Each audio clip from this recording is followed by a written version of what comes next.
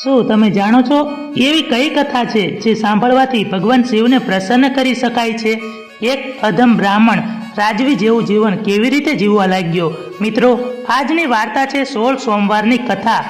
એવી સાચી ઘટનાઓ પર આધારિત ભક્તિ ગાથા જેને સાંભળશો તો તમને પણ લાગશે કે શિવજી તમને પોતે સાક્ષાત આશીર્વાદ આપશે. ચાલો તો જાણીએ કોઢિયા બ્રાહ્મણની અજાણી અને અદ્ભુત કથા. એક સમયની વાત છે. કૈલાસપુરીમાં શંકર અને પાર્વતી બેઠા હતા. ચોપાટની રમત માંડી હતી. કોઈ હારે નહીં અને કોઈ જીતે નહીં.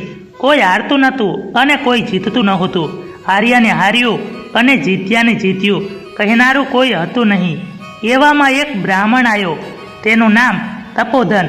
શંકર કહે, તપોધન, અમારામાંથી જે હારે તેને હાર્યું કહે છે અને જે જીતે તેને જીત્યું કહે છે. પહેલા પાસા ન ખાયા. શંકર કહે, બોલ, કોણ હારે છે અને કોણ જીતે છે? તપોધન કહે, શંકર જીત્યા અને પાર્વતી હાર્યા. બીજી વાર પાસા ન ખાયા અને કહ્યું, કોણ જીતે છે? બ્રાહ્મણ કહે, શંકર જીત્યા અને પાર્વતી હાર્યા. આવી રીતે ત્રીજી વખતે પણ બ્રાહ્મણે ભગવાનને જીત્યા કહ્યા. પાર્વતીજીની જીત હોવા છતાં શંકરજીની બીકથી પાર્વતીને હાર્યા કીધા. પાર્વતીને રીસ ચડી બ્રાહ્મણને સાપ દીધો. બ્રાહ્મણ થઈને જૂઠું બોલ્યો. જા, તેથી તને રક્તપિત્ત થજો અને કોઢ નીકળજો. તપોધનને તો રક્તપિત્ત અને કોઢ નીકળ્યા. બ્રાહ્મણ તો રોતો રોતો ત્યાંથી ચાલી નીકળ્યો. માર્ગમાં એક હૃષ્ટપુષ્ટ ગાય મળી. ગાય કહે, ભાઈ, આમ રડતો રડતો ક્યાં જાય છે? બ્રાહ્મણ કહે, માં પાર્વતીએ સાપ દીધો છે, એનું નિવારણ કરવા જાઉં છું. તો ભાઈ, મારું દુઃખ સાંભળી અને તેનું નિવારણ પૂછતો આવજે. દૂધથી ભર્યું મારું આવ ફાટે છે. આંચળ ફાટું ફાટું થાય છે, પણ વાછરું ધાવતા નથી. મારું દૂધ કોઈ પીતું નથી. મેં શા પાપ કર્યા હશે? આગળ જતા માર્ગમાં ઘોડો મળ્યો. ઘોડો કહે, મારા ઉપર હીરા મખમલના પલાણ છે, છતાં કોઈ સવારી કરતા નથી. ભાઈ, એનું નિવારણ પૂછતા આવજો. આગળ જતા કોઢિયો બ્રાહ્મણ થાક્યો. રસ્તામાં આંબો આવ્યો. આંબાને વાચા ફૂટી. ભાઈ, મારું દુઃખ તું જાણતો જા. તારા દુઃખની તો મને ખબર છે. સવા સવા શેરના મારા ફળ ઉતરે છે, પણ કોઈ ખાય તો તે મરી જાય છે. મેં શા પાપ કર્યા હશે? ભાઈ, મારા દુઃખનું કારણ જાણતો આવજે. કોઢિયો આગળ ચાલ્યો. માર્ગમાં તળાવ આવ્યું. બ્રાહ્મણ પાણી પીવા ગયો તો આરામાંથી એક મગર આરામાં આવ્યો અને કહેવા લાગ્યો, ભાઈ, હું બહુ દુખિયારો છું. આગ જેવી બળતરા ઉપડે છે. લાય લાય થાય અને બળિયા જ કરું છું. જરાય ઠંડક વળતી નથી. મેં શા પાપ કર્યા હશે કે મને જરાય જંપ મળતો નથી? મારા દુઃખનું નિવારણ પૂછતો આવજે. કોઢિયો તો અઘોર જંગલમાં આવ્યો. મહાદેવજીનું મંદિર દીઠું. મહાદેવજીની પરિક્રમા કરી અને કોઢિયાએ અચર કઠોર તપ આદર્યું. ઘણા દહાડા વીતી ગયા. કોઢિયાનું પ્રખર તપ જોઈ મહાદેવજી પ્રસન્ન થયા. માગ માગ, માગે તે આપું. કોઢિયો કહે, પાર્વતીનો સાપ છે, સાપનું નિવારણ કરો પ્રભુ. મને રક્તપિત્ત કોઢ નીકળ્યા છે, મારા પાપનું નિવારણ કરો ભગવાન. મહાદેવજી કહે, આસ્થા શ્રદ્ધાથી 16 સોમવારનું વ્રત કરજે, તારા પાપનું નિવારણ થશે. સોમવારનું વ્રત કેવી રીતે થાય? આપ મને સમજાવો પ્રભુ. મહાદેવજી કહે, શ્રાવણ મહિનો આવે, દિવાસાનો રૂડો દિવસ આવે. એક દોરો લેવો. દોરાને 7 શેરો લઈ 4 ગાંઠો વાળજે. પીરા પટે દોરો બાંધજે. શંકરનું શ્રદ્ધાપૂર્વક પૂજન કરજે. એક ટાણું જમજે. કારતક માસ આવે, અજવાળિયું પખવાડિયું આવે ત્યારે 4.25 શેર ઘઉંનો લોટ, 1.25 શેર ઘી, 1.25 શેર ગોળ લઈ તેના લાડુ કરજે. તેના 4 સરખા ભાગ કરજે. એક ભાગ શંકરના પૂજારીને, બીજો ભાગ રમતા જમતા બાળકને, ત્રીજો ગાય ચારતા ગોવાળને અને વધેલા ભાગને ચોળી મોળી ભૂક્કો કરી કીડિયારું પૂરજે. એમ કરતાંય વધે તો ભોયમાં ભંડારજે, પણ રાત રાખીશ નહીં. પૂરી શ્રદ્ધાથી 16 સોમવાર કરજે. તારા પાપનું નિવારણ થશે. કાયા કંચન વર્ણી થશે. બ્રાહ્મણ કહે, પ્રભુ, માર્ગમાં મને એક ગાય મળી હતી. તેનું દુઃખ એવું હતું કે એના ભર્યા આંચળ ફાટું ફાટું થાય છે. વાછરડા ધાવતા નથી અને એનું દૂધ કોઈ પીતું નથી. એને શા પાપ કર્યા હશે? ભગવાન કહે, પેલા ભાવમાં એ સ્ત્રી હતી. એને ધાવતા છોરુને વછોડ્યા હતા. એના પાપ એને આ જન્મમાં નડ્યા. તું એના દૂધનો અભિષેક કરી મારી પૂજા કરજે, એટલે એનું દુઃખ મટી જશે. કોઢિયા બ્રાહ્મણે પછી ઘોડાના દુઃખનું નિવારણ પૂછ્યું. મહાદેવજી કહે, ગયે અવતારે એ એક વેપારી વાણિયો હતો. એને ખોટા કાટલાથી ઓછું તોલતો અને જૂઠા વચનથી ગરીબ લોકોને બહુ ઠગ્યા હતા. એ પાપથી આજે એની એવી દશા છે. એના ઉપર તું સવારી કરીશ એટલે એનું દુઃખ દૂર થઈ જશે. કોઢિયા બ્રાહ્મણે આંબાના દુઃખનું નિવારણ પૂછ્યું. મહાદેવજી કહે, ગયા ભવે એ ઘણો લોભી અને કંજૂસ હતો. કંજૂસનું ધન કાંકરા બરાબર પાય પાય કરી એને ધન ભેગું કર્યું હતું, પણ પુણ્યના કામમાં એકે પાય વાપરી નહોતી. એ પાપે આજે આંબો થયો છે. એના થડ પાસે જમીનમાં ધનના 4 ચરુ દટાયેલા છે. એ ધન કાઢી લેજે અને પાણીની પરબો બાંધજે. ભૂખ્યાને ભોજન આપજે. પુણ્યના કામમાં વાપરજે. એનું દુઃખ દૂર થશે.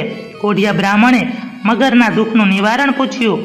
મહાદેવજી કહે, ગયા ભવમાં એ એક વિદ્વાન બ્રાહ્મણ હતો, પણ તેણે કોઈને જ્ઞાન આપ્યું નહીં, વિદ્યાદાન કર્યું નહીં. તેથી આજે એની એવી દશા છે. તું મારી પ્રસાદી રૂપે બીલીપત્ર લઈ અને એની આંખે અડાડી મને નમન કરાવજે. એનું દુઃખ મટી જશે. પછી કોઢિયો બ્રાહ્મણ ભગવાનને નમન કરી અને ચાલતો થયો. માર્ગમાં ઘોડો મળ્યો. મહાદેવજીની વાત સંભળાવી બ્રાહ્મણે એના ઉપર સવારી કરી. ઘોડો દુઃખમાંથી મુક્ત થયો. વાટે વળતા તળાવ આવ્યું. મગરની આંખે બીલીપત્ર અડાડી મહાદેવજીને નમન કરાયું. મગરની બળતરા મટી ગઈ. એની કાયા શીતળ થઈ. પોતાનું જ્ઞાન સંભળાવવા લાગ્યો. બીજાને જ્ઞાન આપવાથી એ દુઃખમાંથી મુક્ત થયો. માર્ગમાં આંબો આવ્યો. બ્રાહ્મણે મહાદેવજીની વાત કહી સંભળાવી. કોદાળીથી ધનના 4 ચરુ ખોદી બહાર કાઢ્યા. ગરીબોને ધન વહેંચ્યું. ભૂખ્યાને ભોજન દીધું. માર્ગે માર્ગે પરબો બહાડી. આંબાના ફળ અમૃત સમાન મીઠા થઈ ગયા. આગળ જતા ગાય વાટ જોઈને ઊભી હતી. તેણે મહાદેવજીની વાત સંભળાવી. તેનું દૂધ દોઈ અને મહાદેવજીને ચડાયું. ભગવાને દૂધનો અભિષેક કર્યો. આથી ગાયનું પણ દુઃખ મટી ગયું. પછી કોઢિયો બ્રાહ્મણે 16 સોમવારનું વ્રત આદર્યું. એના કોઢ મટવા લાગ્યા. કારતક મહિનો આવ્યો. મહાદેવજીની કૃપા થઈ. કાયા કંચન વર્ણી થઈ. કોઢિયો તો થયો રૂપનો અંબાર અને ગુણનો ભંડાર. એ પોતાના ગામને પાદરે આવ્યો. લોકો કહે, ડોસી તારો દીકરો આવ્યો. ડોસી તો રાજ્યની રેડ થઈ ગઈ. મોતીના દાણા ક્યાંથી લાવે? 4ના દાણે દીકરાને વધાયો. તે દિવસે ગામમાં રાજાની કુંવરીનો સ્વયંવર હતો. છોકરો કહે, માં હું સ્વયંવરમાં જાઉં? ડોસી કહે, આપણે તો ગરીબ નિર્ધન લોકો સ્વયંવર જોતા શું વળે? છોકરો કહે, ના માં હું તો જવાનો. છોકરો રાજગઢમાં જઈ એક બાજુ ઊભો રહ્યો. શણગારેલી આથણી વરમાળા લઈ અને રાજસભામાં ઘૂમતી હતી. તેણે તો છોકરાના ગળામાં વરમાળા આરોપી. રાજા બોલી ઉઠ્યો, આથણી ભૂલી છે, ચૂકી છે? આથણી કહે, હું ભૂલી નથી, હું ચૂકી નથી. રાજસભા બોલી ઉઠી. પ્રભુએ જે ધાર્યું એ થયું. રાજાએ કુંવરીને છોકરા સાથે પરણાવી. પહેરામણીમાં હાથી, ઘોડા, ગામ, ગરાસ, મનગમતા આભૂષણ અઢળક ધન આપી કુંવરીને વળાવી. રંકમાંથી રાજા થયેલો છોકરો રાણીને લઈ અને પોતાને ઘરે ગયો. લોકો કહે, ડોસી તારો દીકરો આવ્યો, કુંવરી પરણી લાયો. રંકમાંથી રાજા થયો. ડોસીનો તો જન્મારો સુધર્યો. હરખ ગેલી ડોસી જારના દાણા લઈ વધાવા જઈ.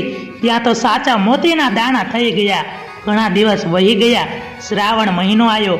રાજાએ રાણીને કહ્યું, મારે ભગવાન શિવનું વ્રત છે, એટલા માટે 4.25 શેર ઘઉંનો લોટ, 1.25 શેર ઘી, 1.25 શેર ગોળ લઈ 4 લાડુ કરજે. લાડુના સરખા 4 ભાગ કરજે. એક ભાગ મહાદેવજીના મંદિરમાં પૂજારીને, બીજો હસતા રમતા બાળકને, ત્રીજો ગાય ચારતા ગોવાળને અને ચોથો ભાગ મારા માટે રાખજે. રાણીએ લાડુ કર્યા. લાડુ કકરા થયા. રાણી તો વિચાર કરવા બેઠી, આવા સૂકા લાડુ શું મારા સ્વામી જમતા હશે? એણે તો 32 વાટકે શાક અને 33 વાટકે પકવાન કર્યા. રાજા જમવા બેઠા. પકવાનને જોઈ રાજા કોપ્યા. મહાદેવજીનું ધ્યાન ધરી સ્તુતિ કરી. વ્રત પૂરું કર્યું. અનાજના 4 દાણા 4 દિશામાં નાખી અને પ્રભુને પગે લાગી ઊભા થઈ ગયા. ભૂખ્યા પેટે સૂઈ ગયા. રાત્રે સપનું આવ્યું. સ્વપ્નમાં મહાદેવજી કહે, રાજા જાગે છે કે ઊંઘે છે? રાજા કહે, જાગું છું પ્રભુ. તારી રાણીને દેશવટો દેજે. રાજા કહે, જેવી આજ્ઞા પ્રભુ. સવાર થયું. રાજાએ પ્રધાનને કહ્યું, રાણીને દેશવટો દો. કાળે લુગડે કાળે ઘોડે બેસાડી અઘોર વનમાં રાણીને પ્રધાન મૂકી આવ્યો. રાણી તો રખડતી રજળતી એક નગરમાં આવી. ત્યાં ઘાંચણનું ઘર આવ્યું. રાણી કહે, બહેન પેટ વરાણીએ માણસ રાખો. ઘાંચણ કહે, બેન આવી છો તો ભલે આવી, તને પેટ વરાણીએ રાખી. રાણી કાંચણને ઘરે રહી. કાંચણના તેલના કુલા ઢળી ગયા. કાંચી બેહદ માંદો પડ્યો. આજ મરું, કાલ મરું થઈ ગયો. કાંચણ કહે, તારા આવ્યાથી મારું બુરું થયું છે, અહીંથી ચાલી જા. રાણી ચાલી નીકળી. રસ્તે ડોસી મળી. રાણી કહે, માં પેટ વરાણીએ માણસ રાખશો?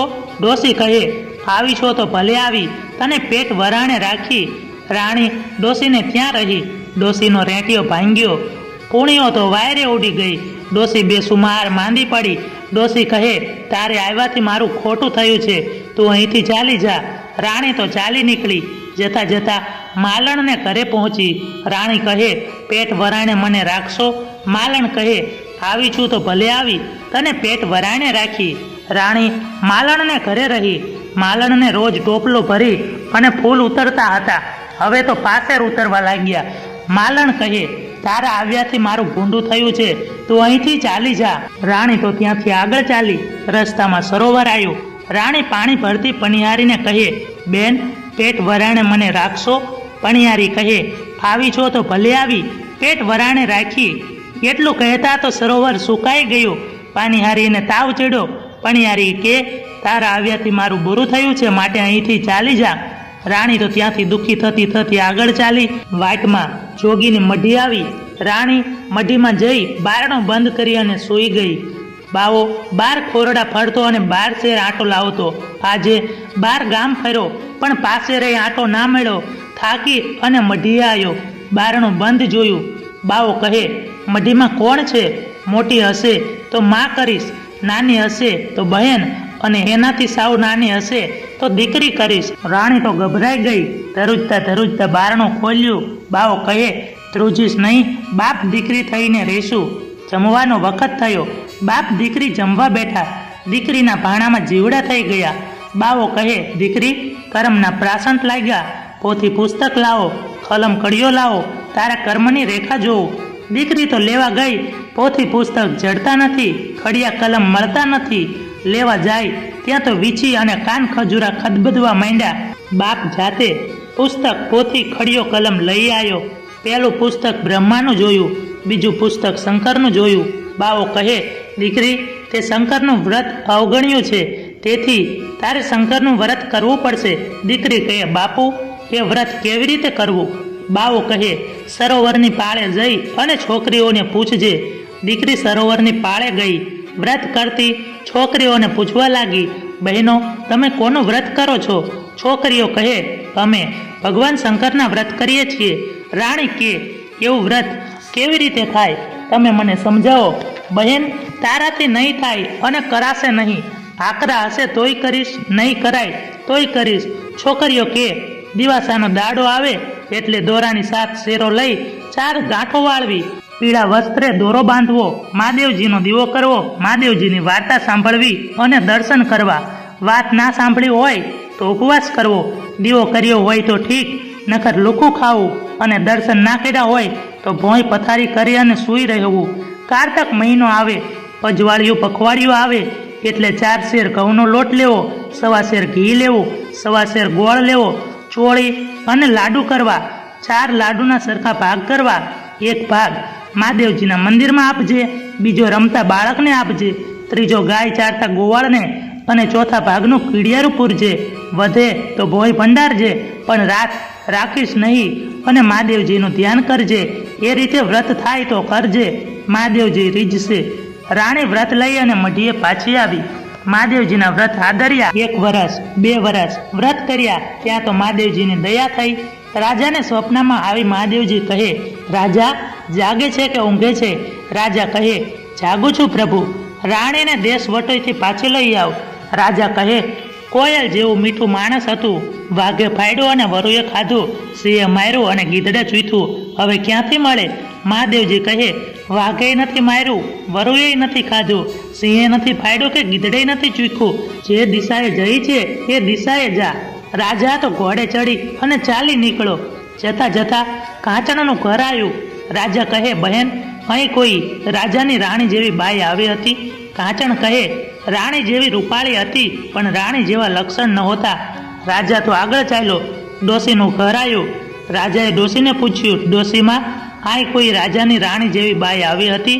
ડોસી કહે, રાણી જેવી રૂપાળી તો હતી, પણ એના જેવા લક્ષણ નહોતા. ત્યાંથી રાજા આગળ ચાલ્યો. માલણનું ઘર આવ્યું. રાજાએ પૂછ્યું, બહેન, અહીં કોઈ રાજાની રાણી જેવી બાઈ આવી હતી? માલણ કહે, રાણી જેવી રૂપાળી હતી, પણ રાણી જેવા લક્ષણ નહોતા. રાજા તો આગળ ચાલ્યો. સરોવરની પાળ આવી. પનિહારીને પૂછ્યું, બહેન, અહીં કોઈ રાજાની રાણી જેવી બાઈ આવી હતી? પનિહારી કે, રાણી જેવી રૂપાળી હતી, પણ રાણી જેવા લક્ષણ નહોતા. રાજા તો નિરાશ થતો આગળ ચાલ્યો. માર્ગમાં મઢી આવી. રાજા તો ભૂખ્યો થયો. ખાવાની આશાએ મઢીએ ગયો. કોઈ છોકરીએ વ્રત ઉજવ્યું હતું, તેથી બાવાને લાડવો આપી ગઈ હતી. એ લાડવો બાવાએ રાજાને આપ્યો. રાજાએ લાડવો ખાધો. રંકે ખાધો, રાયે ખાધો, ઘોડાએ ખાધો, હાથીએ ખાધો, પણ લાડવો તોય એકનો એક રહ્યો. રાજાને પાણીનો લોટો આપ્યો. રાજાએ પાણી પીધું, તોય લોટો પૂરેને પૂરો રહ્યો. રાજાને નવાઈ લાગી. તેને થયું, આ મઢીમાં કોઈ સતી હશે, ચાલ દર્શન કરતો જાઓ. એમ વિચારી રાજા મઢીમાં ગયો. મઢીમાં જઈ રાણીને ઓળખી. રાણીએ રાજાને ઓળખા. રાણી બાવાને કહેવા લાગી, બાપુ, સાસરિયાના ઘોડા આયા. બાવો કહે, દીકરી તો સાસરે શોભે, હાથી દરબારે શોભે. રાણી કહે, બાપુ, તમને દુઃખ પડે તો મને ખબર સી રીતે પડે. બાવાએ ફૂલનો દડો આપ્યો, ઘીનો દીવો આપ્યો. દીકરી, આ ફૂલ કરમાઈ જાય અને દીવો ઓલવાઈ જાય તો જાણજે કે તારા બાપુને દુઃખ પડ્યા છે. રાજા રાણી ત્યાંથી ચાલી નીકળ્યા. અડધો પંથ વટોળી ગયા. ઘીનો દીવો ઓલવાઈ ગયો, ફૂલ કરમાઈ ગયા. રાજા રે રાજા, ઘોડા પાછા વાળો, મારા બાપુને દુઃખ પડ્યા છે. રાજાએ ઘોડો પાછો વાળ્યો. મઢી આવી અને જુએ તો લોટ મોટ. બાવાને બીજી વખત પણ લાખોનો ગવારો અને અમીનો કૂંપો આવ્યા અને દીકરીને કહ્યું, દીકરી, જ્યાં જ્યાં બળતા આવ્યા ત્યાં ત્યાં ઠારતા જજો. રાજા રાણી ચાલી નીકળ્યા. સરોવરની પાળ આવી. સરોવર સુકાઈ ગયું હતું. એ પાણીથી છલોછલ ભરાઈ ગયું. પનિહારી સાવ સાજી થઈ ગઈ. એ કહેવા લાગી, બહેન, પળ બેસતી હોય તો બે પળ બેસ. તારે આવ્યાથી મારું હારું થયું છે. એક ભમરાળી આવી હતી, મારતી ગઈ, ઝાડતી ગઈ. ભમરાળી ના કહેશો, ગાળ ના દેશો, એ હું જ હતી.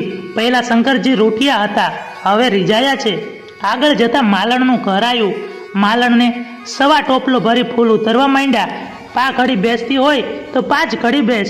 બહેન, તારા આવ્યાથી મારું ભલું થયું છે. પેલા એક ભમરાળી આવી હતી, મારતી ગઈ, ઝાડતી ગઈ. ભમરાળી ના કહેશો, ગાળ ના દેશો, એ હું જ હતી. પેલા મહાદેવજી રૂઠ્યા હતા, હવે રીઝાયા છે. આગળ ચાલ્યા. ડોસીને ઘરે આવ્યા. ઉડી ગયેલી પૂણીઓ ડોસીની પાછી આવી ગઈ. ડોસી સાવ સાજી થઈ ગઈ. ડોસી કે, બેન, પળ બેસતી હોય તો બે પળ બેસ. તારા આવ્યાથી મારું સારું થયું છે. ત્યાંથી આગળ ચાલ્યા. કાંચણને ઘરે આવ્યા.